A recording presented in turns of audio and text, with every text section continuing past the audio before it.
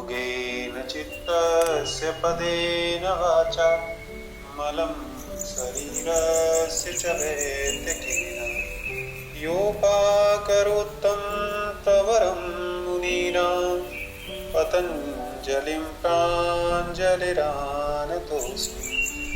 ॐ शान्ति शान्ति शान्तिः। हरिः ओम् ब्रह्मार्पणमस्तु। धरती माता को प्रणाम करेंगे। अपने दोनों हाथों की हथेलियों को आपस में मलेंगे, फिर उसको अपनी आंखों पर रखेंगे। धीरे धीरे आंखों को खोलेंगे, हथेलियों से पूरे चेहरे, सिर, शरीर को स्पर्श कराएंगे। सीधा बैठे, पीठ, कमर, गर्दन, सिर सीधा रखें। हथेलियों को हाथों के साथ सामने फैलाएं, कंधे के लेवल पर। हथेलियों को अच्छे से फैलाएं, उंगलियों को दूर दूर फैलाएं। फिर मुट्ठी को जोर से बंद करें, पूरा खोलें, बंद करें। श्वास लेते हुए पूरा खोलें, श्वास छोड़ते हुए बंद करें। पूरा ध्यान हाथों की अंगुलियों की मांसपेशियों पर।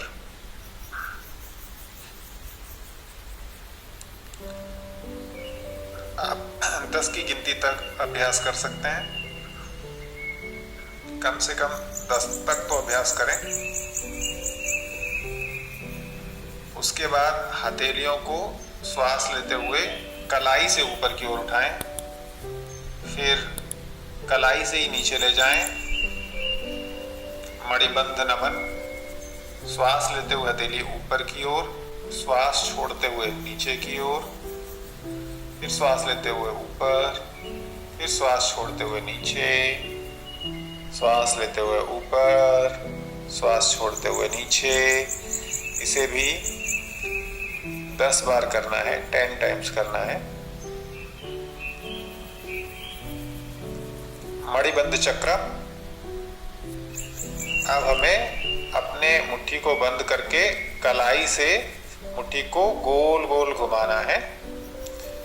तो हम 10 टाइम्स क्लॉकवाइज और 10 टाइम्स एंटी क्लॉकवाइज घुमा सकते हैं।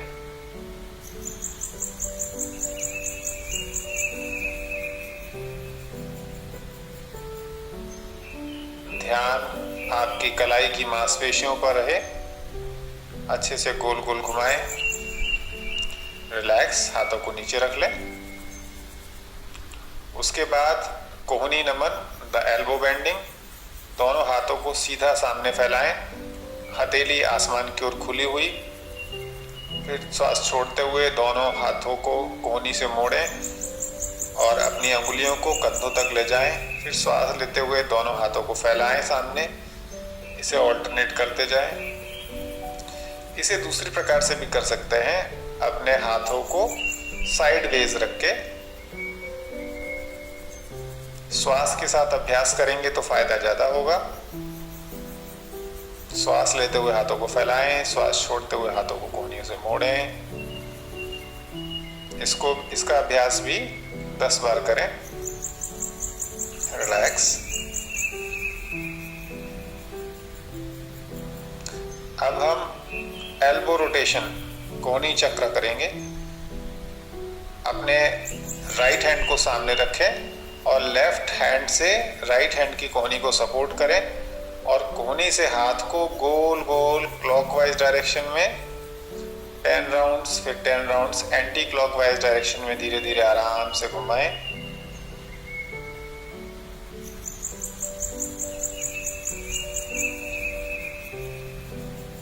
रिलैक्स। इसी प्रकार दूसरी ओर से क्लॉकवाइज डायरेक्शन में।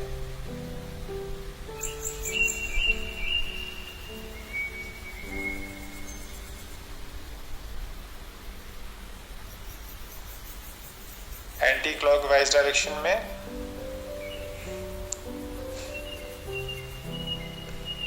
इसे आप 10 बार या 7 बार भी कर सकते हैं।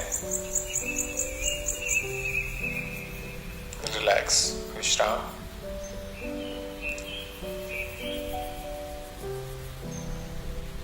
अब स्कंद चक्र कंधे के लिए श्वास ले, अपने पहले दोनों कोहनियों को सीने के सामने जोड़कर रखें, फिर श्वास लेते हुए कोहनियों को ऊपर उठाएं, बड़ा सा सर्कल बनाते हुए नीचे लाएं। जब हम कोहनियों को नीचे से ऊपर की ओर ले जाते हैं तब श्वास लेते हैं, और जब ऊपर से नीचे की ओर लाते हैं तब श्वास को छोड़ते हैं।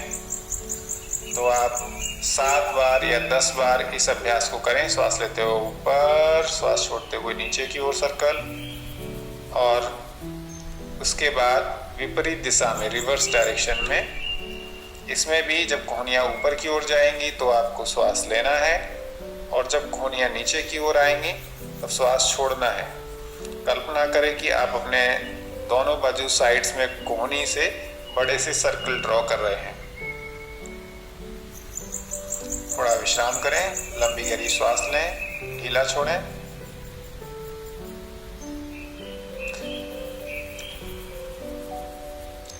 ग्रीवा संचालन का अभ्यास। श्वास छोड़ते हुए गर्दन को आगे झुकाना है, श्वास लेते हुए पीछे ले जाना है। जिनको गर्दन में दर्द की कोई समस्या है वो लोग ध्यान रखें, गर्दन को आगे ज़्यादा नहीं झुकाएंगे, सिर्फ पीछे की ओर आराम से लेकर जाना है और आगे लाना है। श्वास लेते हुए गर्दन को पीछे ले जाना है, श्वास छोड़ते हुए आगे लाना है। इसे 7 से 10 बार इसका अभ्यास कर सकते हैं।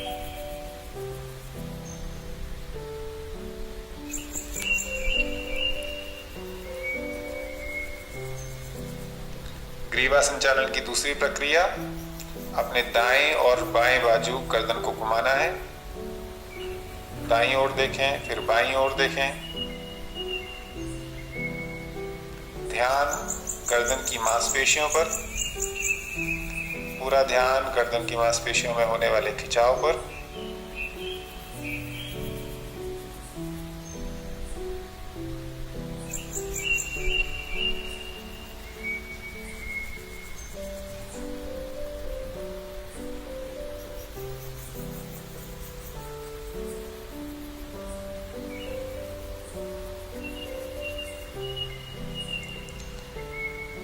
अब हम गर्दन को इस प्रकार मोड़ेंगे कि आपका दाहिना कान दाहिने कंधे के पास पहुंचे और फिर बायां कान बाएं कंधे के पास पहुंचे। धीरे धीरे आराम से नेक बेंडिंग, राइट फिर लेफ्ट, फिर राइट फिर लेफ्ट। इसमें श्वास को इस प्रकार कर सकते हैं, जब आप कोई भी एक बाजू गर्दन को ले जाते हैं तो श्वास छोड़ना है, और जब बीच में लाते हैं तो श्वास लेना है।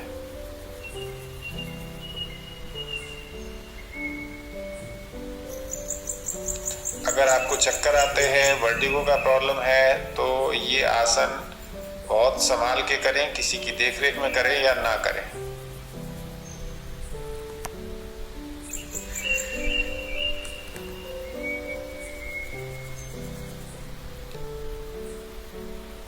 अब गर्दन को गोल गोल क्लॉकवाइज डायरेक्शन में घुमाएंगे। पहले गर्दन को आगे झुका लेते हैं, फिर धीरे से पीछे की ओर ले जाते हैं।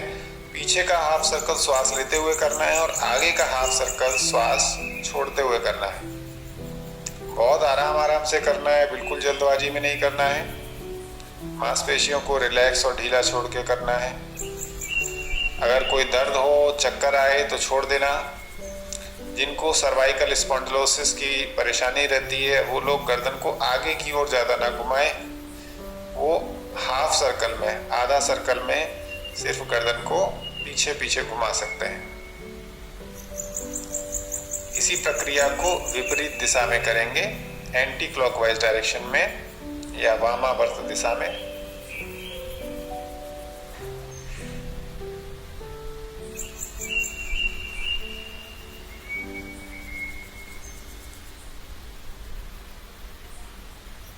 यह व्यायाम थायराइड की परेशानी के लिए, सर्दी खांसी वगैरह की परेशानी के लिए बहुत उपयोगी है।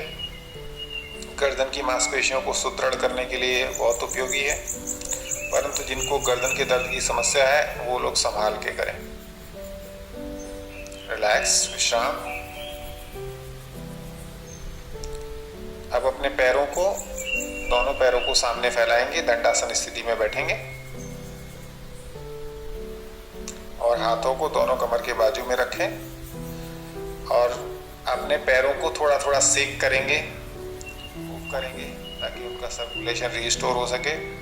पादांगुली नमन, आप पैरों की अंगुलियों को आगे और पीछे, सिर्फ पैरों की अंगुलियों को आगे और पीछे, सांस लेते हुए आगे, सांस छोड़ते हुए पीछे, आगे और पीछे, सिर्फ पैरों की अंगुलियों को। ये जिन लोगों को डायबिटीज की समस्या होती है उसके कारण पैरों में सेंसेशन काफी कम हो जाता है। ऐसे लोगों में ये पैर के पंजे के जितने भी व्यायाम हैं बहुत उपयोगी हैं। तो पैरों की अंगुलियों को इस विशेषकर रूप से आगे और पीछे मूव करना। जिनको भी डायबिटीज का प्रॉब्लम है, वेरिकोज वेन का प्रॉब्लम है, उनको तो जरूर करना चाहिए। उसके बाद गुल्फ नमन, पूरे पंजे को आगे और पीछे, एंकल बेंडिंग, श्वास लेते हुए आगे, श्वास छोड़ते हुए पीछे, श्वास लेते हुए आगे, श्वास छोड़ते हुए पीछे। पूरे पंजे में अच्छे से खिंचाव आना चाहिए। जब हम अंगुलियों को अपनी ओर लाते हैं, पंजे को अपनी ओर लाते हैं, तो आपके काफ्स में आपको खिंचाव महसूस होना चाहिए। उसके बाद गुल्फ चक्र, द एंकल रोटेशन, पहले क्लॉकवाइज डायरेक्शन में दोनों पैरों के पंजों को एक साथ गोल गोल घुमाना है।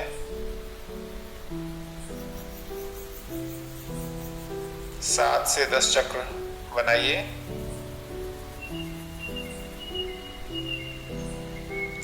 फिर विपरीत दिशा में 7 से 10 चक्र बनाइए।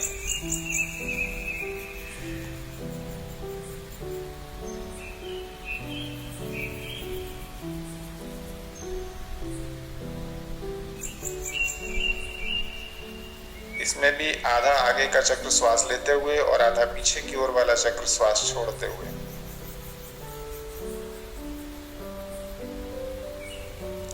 इसके बाद घुटने के लिए व्यायाम करेंगे। जानु नमन, आपके घुटने के ठीक पास में थाइस के नीचे दोनों हाथों से सपोर्ट करते हुए अपने घुटने से नीचे वाले पैर को ऊपर उठाएंगे और पैर के पंजे को अपनी ओर खींचेंगे। यह व्यायाम आपके घुटने के दर्द के लिए बहुत उपयोगी है। दोनों पैरों से इसका अभ्यास करेंगे। जिनको घुटने में दर्द रहता है वह इस अभ्यास को 15 से 20 बार जरूर करें। इससे आपके पैर के पीछे की हैमस्ट्रिंग मसल में खिंचाव आता है, साथ साथ आपके पैर के आगे की जो मसल है क्वाड्रिसेप्स, उसकी भी स्ट्रेंथनिंग होती है। तो ये आपके घुटने के लिए उपयोगी दोनों मसल्स की का जो व्यायाम है वो इससे हो जाता है। और अब हम घुटने का रोटेशन करेंगे। अपने हाथ से थाई के पास में पैर को सपोर्ट करके घुटने से घुटने के नीचे के पैर को गोल गोल क्लॉकवाइज और एंटी क्लॉकवाइज डायरेक्शन में घुमाते हुए, हिंदी में कहें तो दक्षिणावर्त और वामावर्त दिशा में गोल गोल घुमाते हुए। इसमें भी आप श्वास का ध्यान रख सकते हैं। ऊपर का हाफ सर्कल श्वास लेते हुए, नीचे का हाफ सर्कल श्वास छोड़ते हुए 7 से 10 बार आप अभ्यास कर सकते हैं। इसका दोनों ही दिशाओं में अभ्यास करें।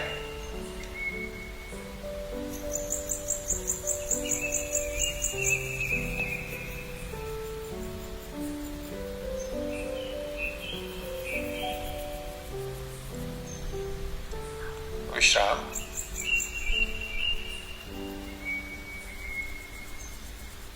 अब कमर के जोड़ के लिए आपको आपके पंजे को एक हाथ से और दूसरे हाथ से घुटने को सपोर्ट करना है, जैसे मैं करके दिखा रहा हूं, और पैर को अंदर की ओर लाना है, मीडियल साइड लाना है, फिर बाहर की ओर लेटरल साइड ले जाना है।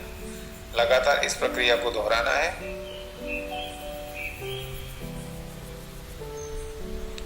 इसी प्रकार दूसरे पैर से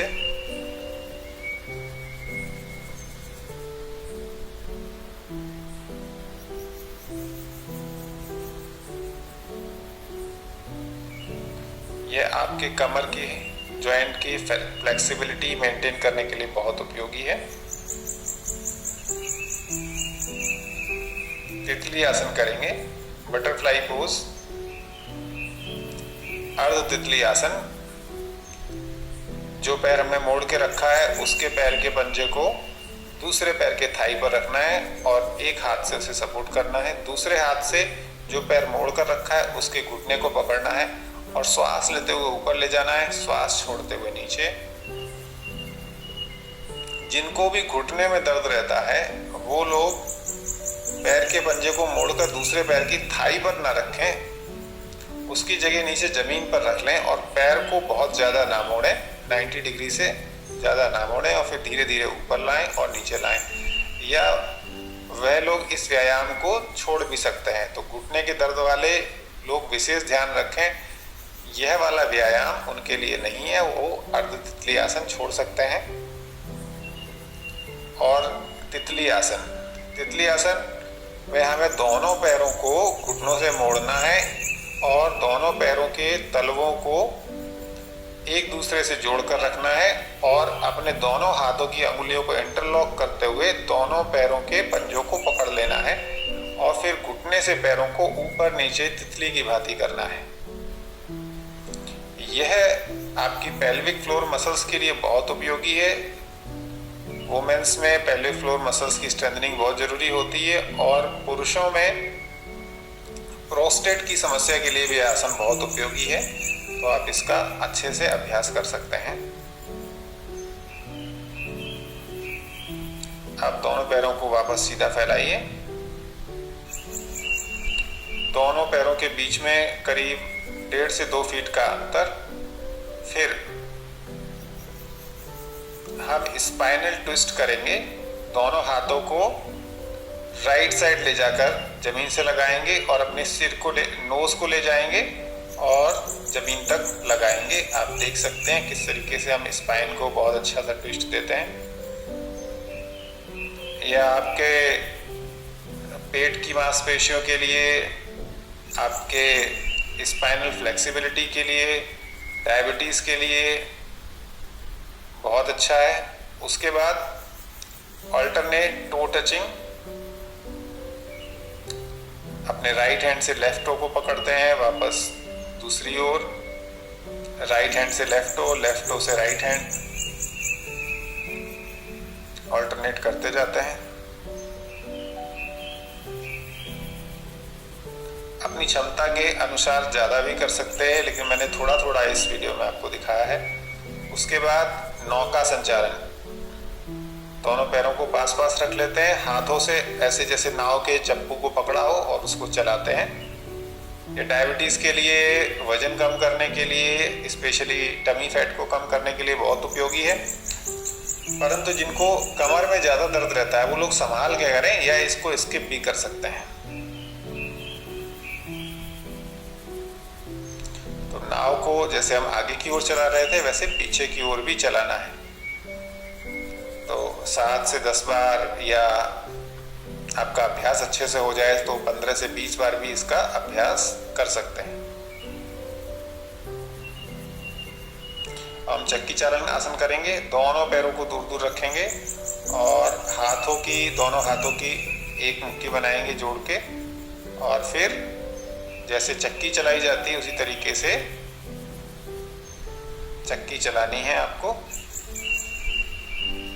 जिनको कमर दर्द है, जिनको स्लिप डिस्क वगैरह हुआ है, वो लोग इस अभ्यास को ना करें।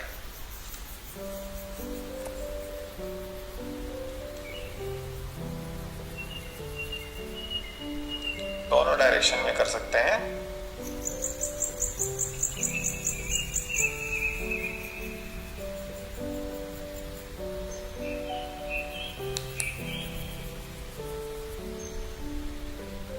आराम से धीरे धीरे रिलैक्स तरीके से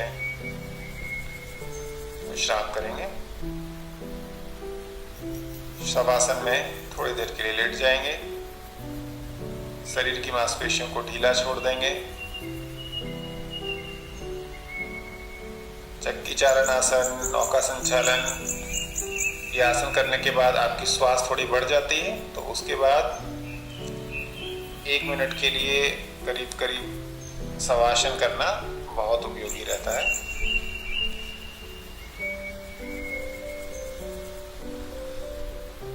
आप पैरों को पास पास ले आए, वापस तैयार आसनों के अभ्यास के लिए। पवन मुक्त आसन का अभ्यास करेंगे। पैर को घुटने से मोड़ेंगे, दोनों हाथों से पकड़ेंगे, सीने के पास लाएंगे, फिर सिर को उठाकर अपनी नोज को सिर से टच करेंगे, अपने नोज को घुटने से टच करेंगे। धीरे से सिर को वापस लाएंगे और पैर को सीधा करेंगे। इस प्रक्रिया को आप दोनों पैरों से एक एक करके दोहरा सकते हैं। इसमें जब आप सिर उठाकर घुटने के पास तक ले जाएंगे तब श्वास छोड़ना है, और जब पैर को मोड़कर सीने के पास लाएंगे तो श्वास लेना है। जिनको गर्दन में दर्द रहता है ज़्यादा, वो लोग सिर को नहीं उठाएं, सिर्फ पैर को अपनी ओर खींचें या पैर को सीने की ओर खींचें। यह आसन कमर दर्द के रोगियों के लिए बहुत उपयोगी है। जिनको डाइजेस्टिव डिसऑर्डर्स हैं, गैस्ट्रिक ट्रबल बहुत रहती है, उनके लिए भी यह बहुत उपयोगी है। वो 15 से 20 बार इस अभ्यास को कर सकते हैं।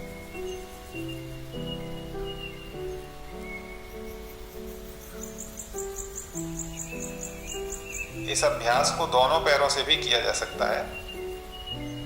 दोनों पैरों को एक साथ मोड़कर सीने के पास लाएं, फिर सिर को उठाएं, वापस छोड़ दें। इस अभ्यास को भी आप 5 से 10 बार कर सकते हैं। पेट से जुड़ी समस्याओं के लिए और कमर दर्द के लिए बहुत उपयोगी आसन है। जिनको घुटनों में दर्द रहता है, वो लोग जो लोग ज़्यादा घुटने नहीं मोड़ सकते हैं, तो वो घुटने के ऊपर हाथ ना रख के थाइस के पास, घुटने के नीचे हाथ रख के पैर को खींचें। अब हम पूरे पैर को सीधा ऊपर उठाएंगे। श्वास लेते हुए पैर को सीधा ऊपर उठाना है, स्ट्रेट लेग रेजिंग, और श्वास छोड़ते हुए नीचे लाना है।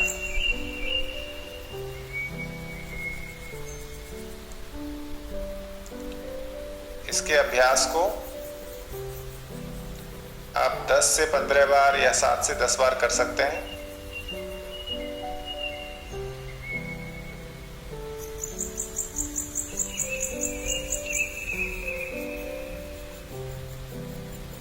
श्वास लेते हुए पैर ऊपर लाना है, श्वास छोड़ते हुए नीचे।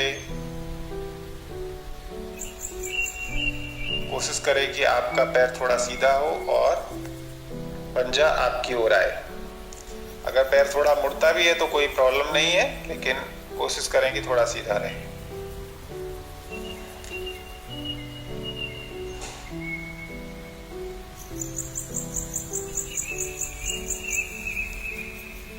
अब साइड लेग रेजिंग करेंगे।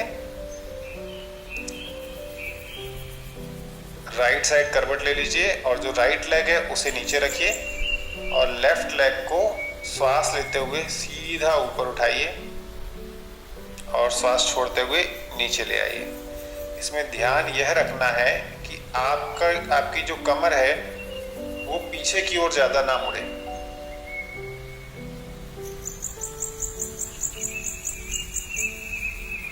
इसका अभ्यास भी 10 बार कर सकते हैं। जिनका वजन बहुत ज़्यादा है वो लोग इसे 20 बार भी कर सकते हैं। यह आसन भी आपके कमर और घुटने के दर्द में बहुत उपयोगी है। इसी प्रकार दूसरे साइड से अभ्यास करेंगे, लेफ्ट साइड करवट लेकर।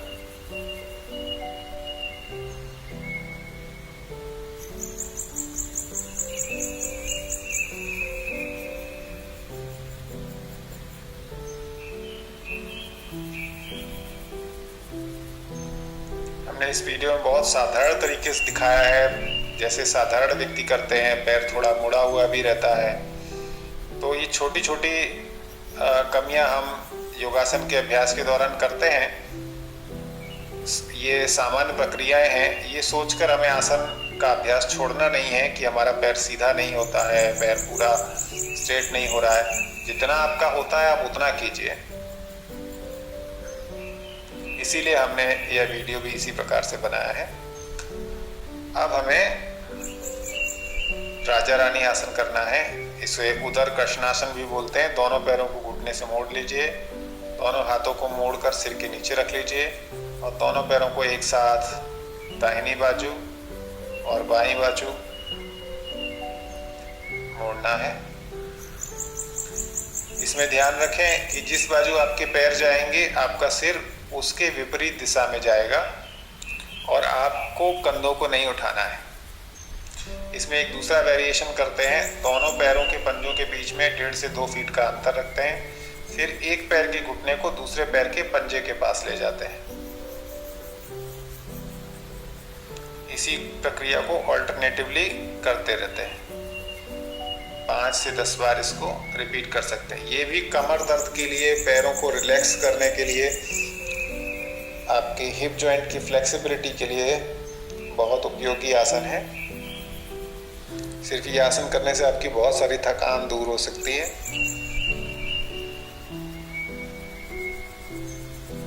हम सेतुबंद आसन का अभ्यास करेंगे। पैरों को वापस मोड़ के रख लीजिए और अपने हाथों को सीधा कमर के बाजू से, कमर पीठ को धीरे धीरे ऊपर उठाएंगे।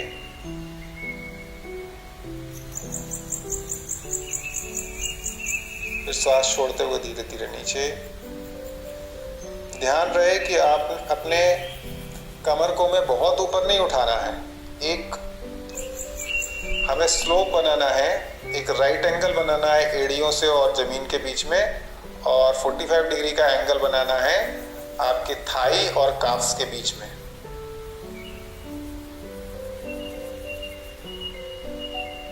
इसलिए हिप को, पीठ को बहुत ऊपर नहीं उठाना है। प्रॉपर स्लोप होना चाहिए आपके घुटने से लेकर कंधों तक।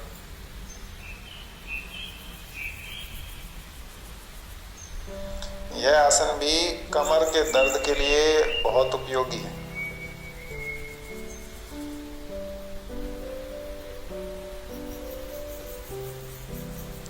थोड़ी देर विश्राम करेंगे। लंबी गहरी सांसें लीजिए, छोड़िए। अब धीरे से एक बाजू करवट लेते हुए अपने स्थान पर मकरासन स्थिति में लेट जाएंगे। मकरासन अर्थात पेट के बल लेट जाएंगे।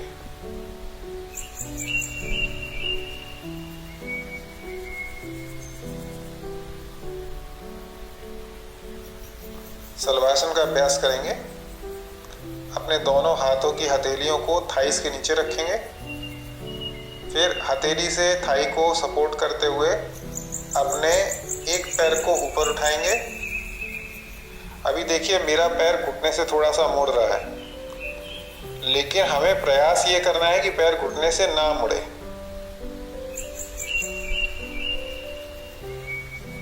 लेकिन अगर थोड़ा पैर मुड़ता भी है तो ये सोचकर अभ्यास छोड़ना नहीं है, करते रहना है। यह आसन भी कमर दर्द के लिए बहुत उपयोगी है और घुटनों के दर्द में भी बहुत उपयोगी है।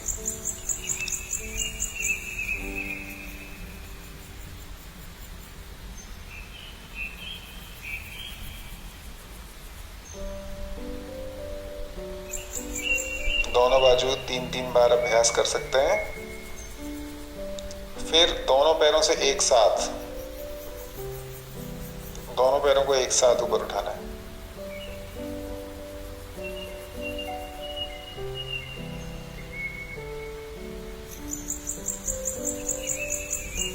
वापस इसमें श्वास लेते हुए पैर ऊपर उठाना है, श्वास छोड़ते हुए नीचे लाना है।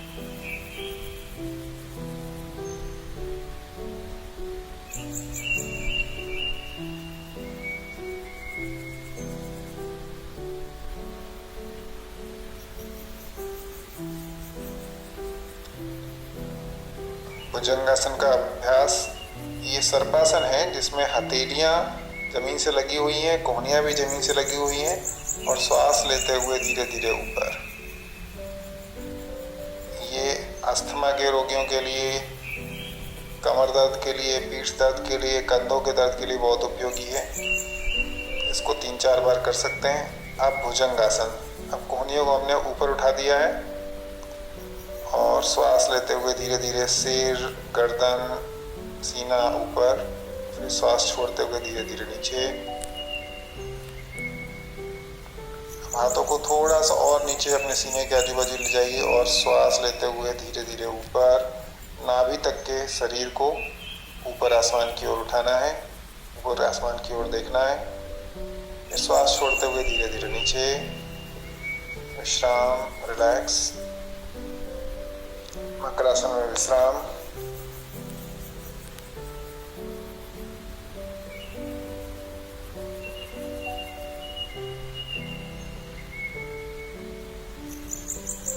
धीरे से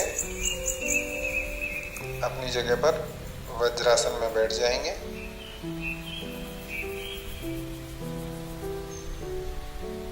जिनको घुटनों में दर्द रहता है वो लोग वज्रासन में ना बैठें। अब दोनों हाथों को धीरे धीरे आगे बढ़ाकर अपने सिर को जमीन से लगाइए। हिप को ऊपर नहीं उठाना है, ध्यान रहे आपके हिप्स आपके पैरों के पंजों पर ही रहें। धीरे धीरे हाथ के सपोर्ट से वापस। इससे भी आपके कमर को बहुत आराम मिलता है, बहुत रिलैक्सिंग है कमर दर्द के लिए। मंडूकासन का अभ्यास करेंगे। दोनों हाथों से मुट्ठी बनाकर नाभि के दोनों ओर लगाइए और फिर श्वास लीजिए और श्वास छोड़ते हुए धीरे धीरे आगे झुकिए।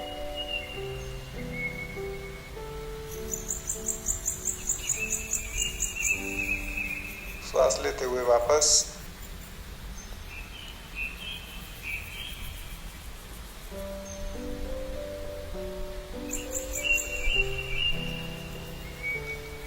उष्ट्रासन का अभ्यास करेंगे।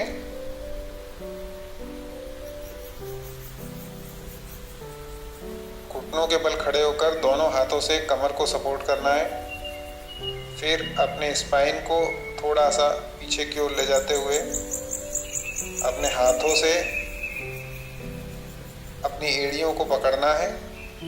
दाहिने हाथ से दाहिनी एड़ी, बाएं हाथ से बाईं एड़ी,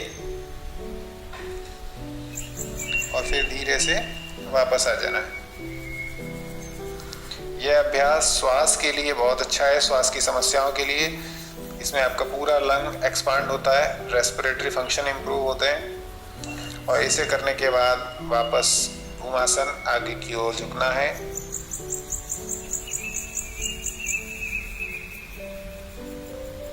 पैरों को धीरे से सीधा कर दें।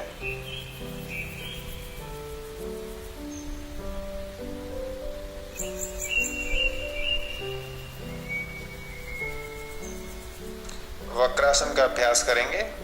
आपके एक पैर को घुटने से मोड़िए और दूसरे पैर के घुटने के पास उसके पंजे को रखिए और आपके ऑपोजिट हैंड को दूसरे पैर के पंजे के पास ले जाइए, शरीर को ट्विस्ट करते हुए, और पीछे की ओर देखिए। आपके शरीर को एब्डोमेन से पूरा ट्विस्ट कीजिए, पूरा पीछे की ओर देखना है। धीरे से वापस आए। ऐसा ही दूसरी ओर करें। यह अभ्यास डायबिटीज के रोग के लिए, लीवर के डिसऑर्डर्स के लिए, पथरी के रोगों के लिए बहुत उपयोगी है।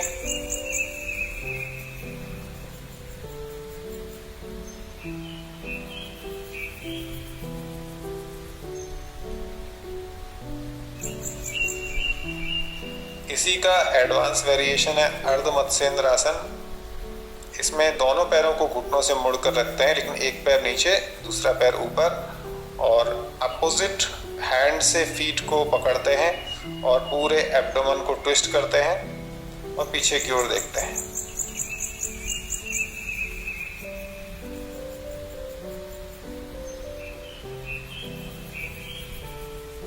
और इसी प्रकार दूसरी ओर। यह आसन भी डायबिटीज के लिए बहुत उपयोगी है।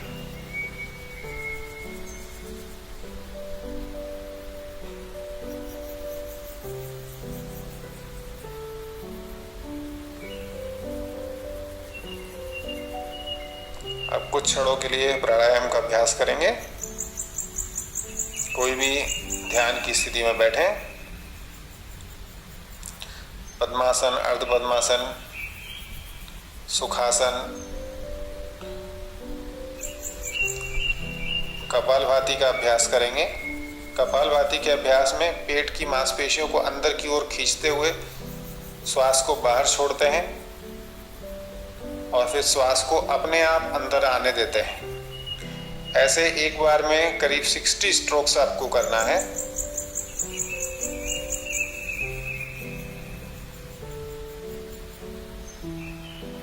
श्वास छोड़ते हुए पेट की मांसपेशियां अंदर की ओर जाती हैं, झटके के साथ श्वास छोड़ना है और अपने आप श्वास को अंदर आने देना है। एक्टिव एक्सहेलेशन और पैसिव इनहेलेशन। अभ्यास पूरा हो जाए, 60 स्ट्रोक्स हो जाए तो थोड़ा रिलैक्स करें, 2-3 लंबी गहरी श्वास लें, धीरे धीरे पूरी श्वास छोड़ें।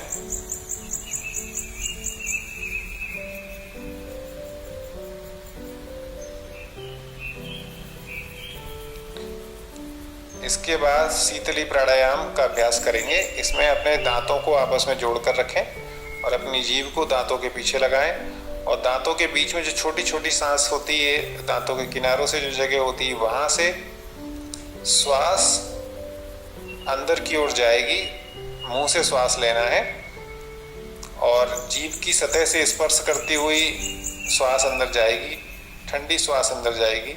श्वास की शीतलता को आप अनुभव कर सकते हैं और श्वास अंदर लेने के बाद फिर मुंह को बंद करके नासिका द्वारों से श्वास को बाहर छोड़ना है। श्वास मुंह से लेनी है, नासिका द्वार से छोड़नी है, लेकिन श्वास लेते समय आपके दांत आपस में जुड़े रहेंगे और जीभ दांतों के पीछे लगी रहेगी।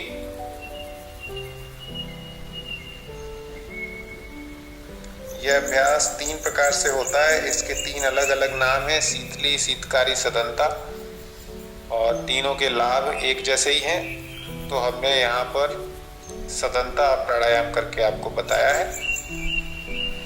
यह प्राणायाम जिनका ब्लड प्रेशर बहुत ज़्यादा हो, जिनको गुस्सा बहुत ज़्यादा आता हो, जो बहुत तनाव में हो, या जिनको हॉट फ्लसेस वगैरह बहुत आते हो, पित्त की समस्याएं हो, ऐसे रोगियों के लिए बहुत उपयोगी है। उसके बाद अनुलोम विलोम प्राणायाम का अभ्यास करेंगे। अनुलोम विलोम प्राणायाम की मुद्रा बना लीजिए, जिसमें आपकी अनामिका, माफ कीजिएगा, इंडेक्स फिंगर और मिडिल फिंगर, ये दोनों अंगुलियों को मोड़कर रखते हैं। रिंग फिंगर और लिटिल फिंगर और थंब का उपयोग करते हैं नोस्ट्रिल्स को बंद करने और खोलने के लिए। पहले एक नासिका से पूरी श्वास बाहर छोड़ दीजिए। जिससे आपने श्वास बाहर छोड़ी है उसी से धीरे धीरे लंबी गहरी श्वास लीजिए। कुछ क्षणों के लिए श्वास अंदर रोकिए, फिर जिससे आपने श्वास ली है उसके अपोजिट दूसरी नासिका से श्वास को बाहर छोड़िए और फिर जिससे आपने श्वास को बाहर छोड़ा है उसी से वापस श्वास लीजिए। इस तरीके से ये अल्टरनेट नॉस्ट्रल ब्रीदिंग धीरे धीरे आराम से करते जाना है।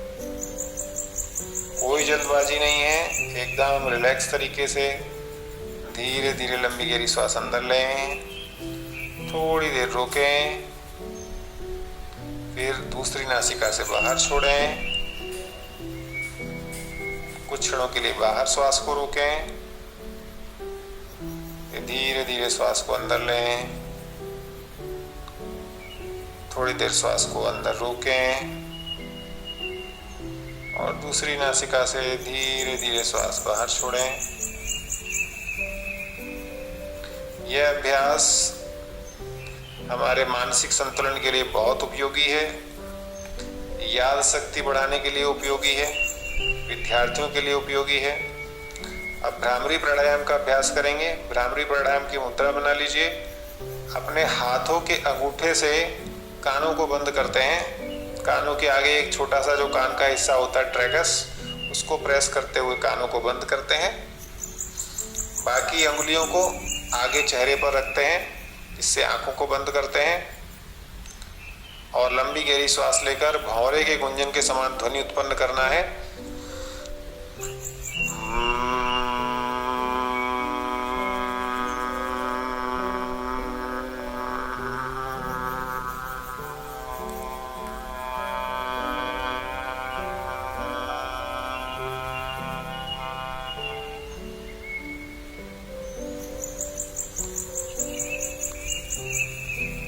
5 से 11 बार तक इस प्राणायाम का अभ्यास करें।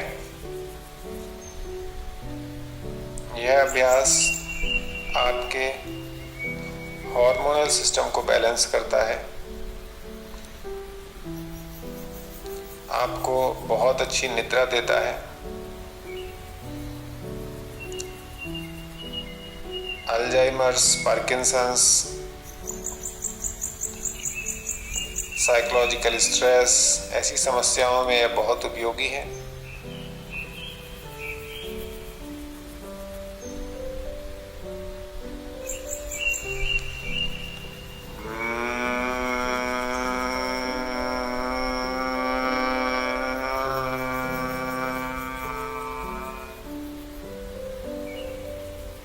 रिलैक्स। प्राणायाम और आसनों के अभ्यास के पश्चात अपने स्थान पर शवासन में लेट जाएं। पूरे शरीर को ढीला छोड़ दें।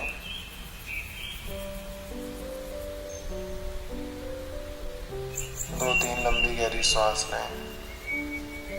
धीरे धीरे श्वास छोड़ें।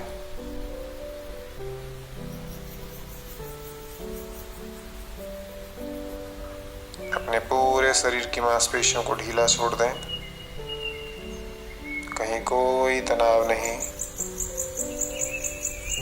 आसन और प्राणायाम के पश्चात शरीर में जो परिवर्तन हो रहे हैं उन्हें अनुभव करें, अच्छे से अनुभव करें।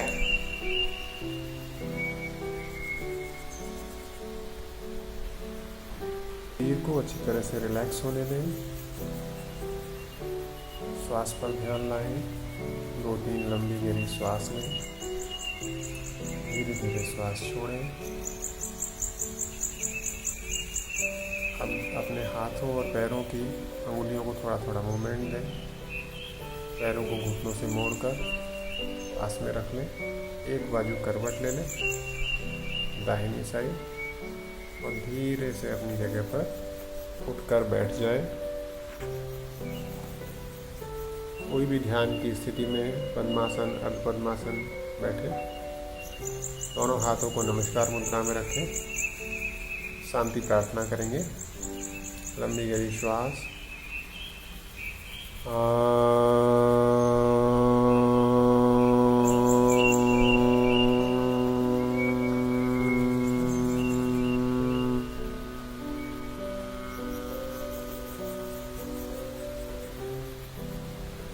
ॐ पूर्णमदः पूर्णमिदं पूर्णात् पूर्णमुदच्यते पूर्णस्य पूर्णमादाय पूर्णमेवावशिष्यते।